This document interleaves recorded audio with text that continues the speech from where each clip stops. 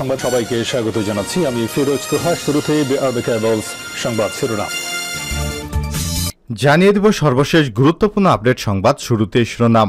বুধবার দুপুরে দেশে ফিরছেন বিএনপির মহাসচিব মির্জা ফখরুল ইসলাম আলমগীর। এরপর জানিয়ে দেব বিএনপির সমাবেশের ব্যাপারে যা জানালো ডিএমপি। পুলিশের অতিরিক্ত কমিশনার ড খন্দকার মহিউদ্দিন বলেছেন, ঢাকায় বিএনপির সমাবেশের ব্যাপারে সিদ্ধান্ত নেবে ঢাকা মেট্রোপলিটন পুলিশ ডিএমপি। মঙ্গলবার 7 মে দুপুরে সাংবাদিকদের এসব তথ্য জানান তিনি। জানাবো টাইম ম্যাগাজিনে 100 প্রভাবশালীর তালিকায় জাহিদ মালেক। বিখ্যাত মার্কিন সাময়িকী টাইম ম্যাগাজিনের স্বাস্থ্য ক্যাটাগরির 100 প্রভাবশালীর তালিকায় স্থান পেয়েছে মানিকগঞ্জ 3 আসনের সংসদ সদস্য এবং সাবেক স্বাস্থ্যমন্ত্রী জাহিদ মালেক। এদিকে উন্নয়ন প্রকল্প গ্রহণ করার আগে অর্থনৈতিক সম্ভাবনা বিবেচনা করুন বলছেন প্রধানমন্ত্রী শেখ হাসিনা। এবারে জানাবো ছাত্রদল নেতাকে তুলে নিয়ে নির্যাতন, পিস্তল থেকে হুমকির অভিযোগ। এবং সর্বশেষ জানিয়ে দিব আর কতদিন রাশিয়ার ক্ষমতায় থাকবেন পুতিন।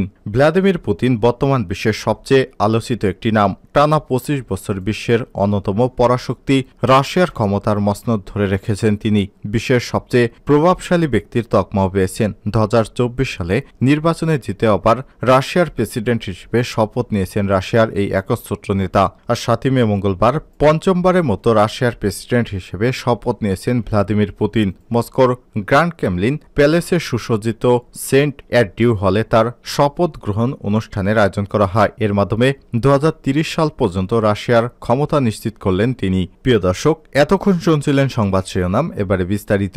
তবে তার আগে অনুরোধ থাকবে, আপনি কোন স্থান থেকে আমাদের সংবাদটি দেখছেন কমেন্ট করে জানিয়ে দিন এই সংবাদ সম্পর্কে আপনার মূল্যবান মতামত। প্রিয় দর্শক, আপনি যদি আমাদের চ্যানেলে নতুন হয়ে থাকেন, ভিডিওটি দেখতে দেখতে চ্যানেলটি সাবস্ক্রাইব করে রাখুন, যাতে করে আমাদের লেটেস্ট আপডেট সংবাদগুলো সবার আগে আপনার কাছে পৌঁছে যায়। এবারে বিস্তারিত। বুধবার দুপুরে দেশে ফিরছেন বিএনপির মহাসচিব মির্জা ফখরুল ইসলাম। পবিত্র ওমরা পালন শেষে আগামীকাল বুধবার সস্ত্রীক ঢাকায় ফিরছেন বিএনপির মহাসচিব মির্জা ফখরুল ইসলাম আলমগীর। এদিন দুপুরে বাংলাদেশ বিমান এয়ারলাইন্সের একটি ফ্লাইটে ঢাকা ফিরবেন তিনি। মঙ্গলবার 7 মে এই সব তথ্য নিশ্চিত করেছেন বিএনপির মিডিয়া সেলের সদস্য সাইরুল কবির খান। গত 2 মে সস্ত্রীক ওমরা পালনের উদ্দেশ্যে বিকেলে ঢাকা ছাড়েন বিএনপির মহাসচিব মির্জা ফখরুল ইসলাম আলমগীর। শাহজালাল আন্তর্জাতিক বিমানবন্দর থেকে বাংলাদেশ বিমানের এয়ারলাইন্সের একটি ফ্লাইটে সৌদি আরবের উদ্দেশ্যে যাত্রা করেন তিনি। সঙ্গে ছিলেন তার সহধর্মিণী রাহাতারা বেগম। শনিবার 4 মে এশার নামাজের পরে বিএনপির মহাসচিব তার সহধর্মিণী রাহাতারা বেগম ওমরা পালন করেন। গত 2 মে মির্জা ফখরুল ইসলাম বাংলাদেশ বিমান এর একটি ফ্লাইটে মদিনা পৌঁছান।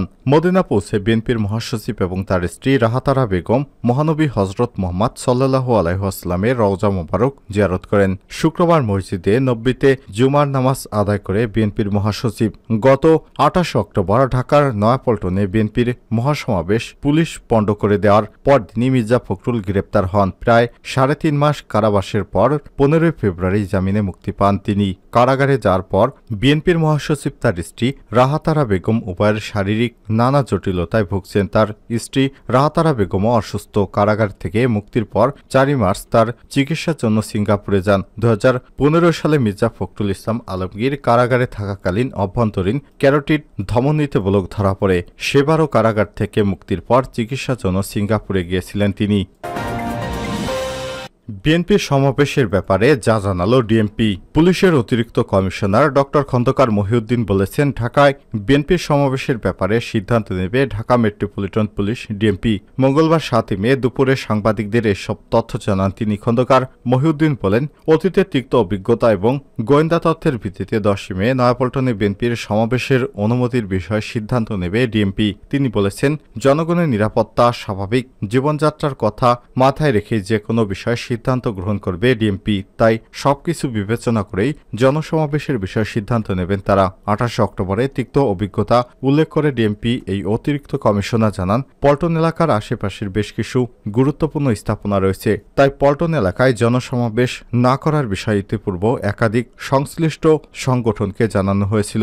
প্রত্যেক রাজনৈতিক দলকে ডিএমপির দেওয়া শর্ত মেনে কর্মসূচি পালনে দায়িত্বশীল হওয়ার আহ্বান জানান তিনি। তীব্র তাপপ্রবাহের কারণে 26 এপ্রিলে এপ্রিলের স্থগিত হওয়া সমাবেশ আগামী 10 মে নয়াপল্টনে দলের কেন্দ্রীয় কার্যালয়ের সামনে করার ঘোষণা দিয়েছে বিএনপি চেয়ারপারসন এবং সাবেক প্রধানমন্ত্রী বেগম খালেদা জিয়ার সুচিকিৎসা সহ নিঃশর্ত মুক্তি, ঢাকা মহানগর দক্ষিণ বিএনপির সিনিয়র যুগ্ম আহ্বায়ক নবিউল্লাহ নবী সহ নেতাকর্মীদের মুক্তি দাবিতে ঢাকা মহানগর দক্ষিণ বিএনপির উদ্যোগে এই সমাবেশ এবং মিছিল করা হবে। কর্মসূচিতে প্রধান অতিথি হিসেবে থাকবেন বিএনপির স্থায়ী কমিটির সদস্য গয়েশ্বর চন্দ্র রায়, সভাপতিত্ব করবেন বিএনপি চেয়ারপারসনের উপদেষ্টা কাউন্সিলের সদস্য এবং ঢাকা মহানগর দক্ষিণ বিএনপির আহ্বায়ক আব্দুল সালাম এবং সঞ্চালনায় থাকবেন সদস্য সচিব রফিকুল আলম মজনু।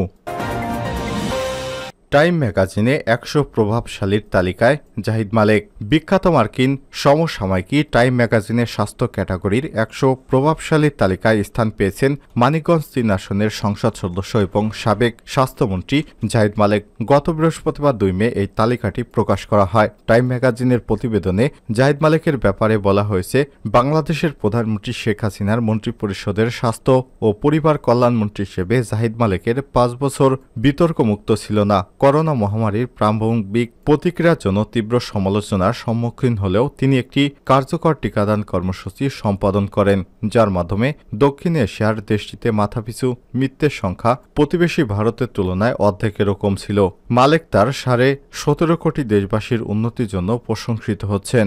এতে আরও বলা হয়েছে, কালাজ্বর নির্মূল করার জন্য বাংলাদেশ 2023 সালে ইতিহাস তৈরি করেছিল। এটি মাছি দ্বারা সংক্রমিত একটি রোগ, যা চিকিৎসা না করানো হলে 95% ক্ষেত্রে মৃত্যু হয়। 2023 সালে মাছি সংক্রমিত রোগ কালাজ্বর এর নির্মূল করে বাংলাদেশ ইতিহাস তৈরি করেছিল, কেননা এ রোগে চিকিৎসা না হলে 95% রোগীর মৃত্যু হতো।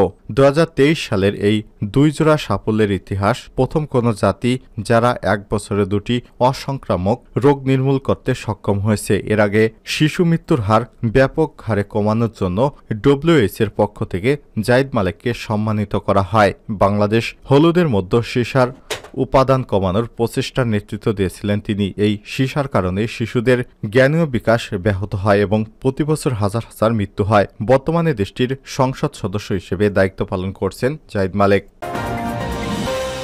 উন্নয়ন প্রকল্প গ্রহণ করার আগে অর্থনৈতিক সম্ভাবনার বিবেচনা করুন। উন্নয়ন প্রকল্প গ্রহণ করার আগে অর্থনৈতিক সম্ভাবনা বিবেচনা করতে সংশ্লিষ্ট কর্তৃপক্ষকে নির্দেশনা দিয়েছেন প্রধানমন্ত্রী শেখ হাসিনা। মঙ্গলবার 7 মে সকালে সরকারি বাসভবন গণভবনে স্মার্ট বাংলাদেশ 2041 বিনির্মাণের সড়ক এবং জনপথ অধিদপ্তরের কার্যক্রমের রূপরেখা সংক্রান্ত উপস্থাপনা অবলোকনকালে এসব কথা বলেছেন তিনি। এক ব্রিফিংয়ে প্রধানমন্ত্রীর প্রেস উপসচিব কেম সাকাত মুন বলেছেন, প্রকল্পের রূপরেখা প্রত্যক্ষ করার পর প্রয়োজনীয় নির্দেশনা দিয়েছেন প্রধানমন্ত্রী। অপ্রয়োজনীয় ব্যয় এড়াতে এবং প্রকল্পগুলো দ্রুত শেষ করার বিষয়ে সংশ্লিষ্ট সকলকে অগ্রাধিকার দিতে বলেছেন তিনি। প্রধানমন্ত্রী বলেন, উন্নয়ন প্রকল্প গ্রহণ করা হলে দেশের অর্থনীতি কতটা চাঙ্গা হবে এবং স্থানীয়রা কতটা উপকৃত হবে তা বিবেচনায় নিতে হবে। আমাদের প্রথমে ভাবতে হবে ফল কী হবে এবং বিপুল পরিমাণ অর্থ বিনিয়োগ করে একটি প্রকল্প নেওয়ার পরে জনগণ কতটা উপকৃত হবে। আমাদের দেশের উন্নয়ন এমনভাবে করতে হবে যাতে আমাদের সক্ষমতা বাড়ে এবং অন্যের উপর নির্ভরশীলতা কমবে।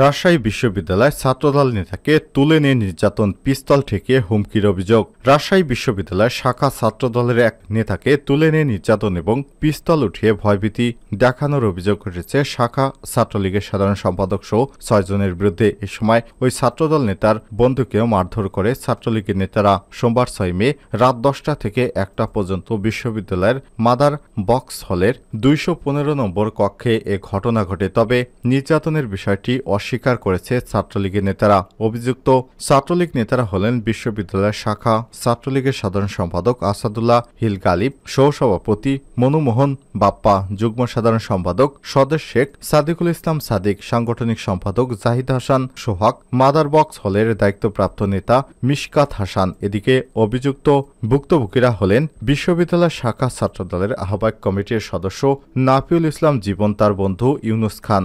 নাফিউল বর্তমানে ওই দলের দপ্তর সম্পাদকের দায়িত্ব পালন করছেন তারা। দুইজনই বিশ্ববিদ্যালয়ের আরবি বিভাগ 2017-18 শিক্ষাবর্ষের শিক্ষার্থী। ভুক্তভোগী এবং ছাত্রলীগ সূত্র থেকে জানা যায়, সোমবার রাত 9টার দিকে নাফিউল এবং তার বন্ধু ইউনুস খান ক্যাম্পাসে ঘুরতে যান। ক্যাম্পাসে ঘুরে এক পর্যায়ে বিশ্ববিদ্যালয়ের তাপসী রাবেয়া হলের সামনে দাঁড়ালে ছাত্রদল নেতা বুঝতে পারেন ছাত্রলীগের 3 জন নেতা তাদের অনুসরণ করছে। পরিস্থিতি বুঝে মোটরসাইকেলে করে রোকেয়া হলের পেছনের ফ্লাইওভার সংলগ্ন গেট দিয়ে ক্যাম্পাস ত্যাগ করার চেষ্টা করেন। এ সময় ছাত্রলীগ নেতারা তাদের পথ অবরোধ করে এবং জোরপূর্বক বিশ্ববিদ্যালয়ের মাদার বক্স হলের 215 নম্বর কক্ষ দিয়ে নিয়ে যায়। এর কিছুক্ষণ পরই সেই কক্ষে যান গালিব এবং অভিযুক্ত অন্যান্য ছাত্রলীগ নেতারা। কক্ষে নিয়ে গিয়ে ভুক্তভোগী ছাত্রদল নেতাকে জিজ্ঞাসাবাদ শুরু করেন তারা। জিজ্ঞাসাবাদে ছাত্রদলের রাজনীতির সঙ্গে জড়িত আছেন বলে স্বীকার করেন নাফিউল ইসলাম। এরপরে তাকে সহ তার বন্ধু ইউনুস খানকে মারধর শুরু করে গালিব। এক পর্যায়ে পিস্তল দেখে নাফিউলকে নানা রকম হুমকি দেওয়া হয়। খবর পেয়ে ক্যাম্পাসে কর্মরত সাংবাদিকেরা ঘটনাস্থল উপস্থিত হলে রাত 1টার দিকে তাদের বিশ্ববিদ্যালয় প্রক্টরিয়াল টিমের কাছে তুলে দেয় ছাত্রলীগের নেতারা।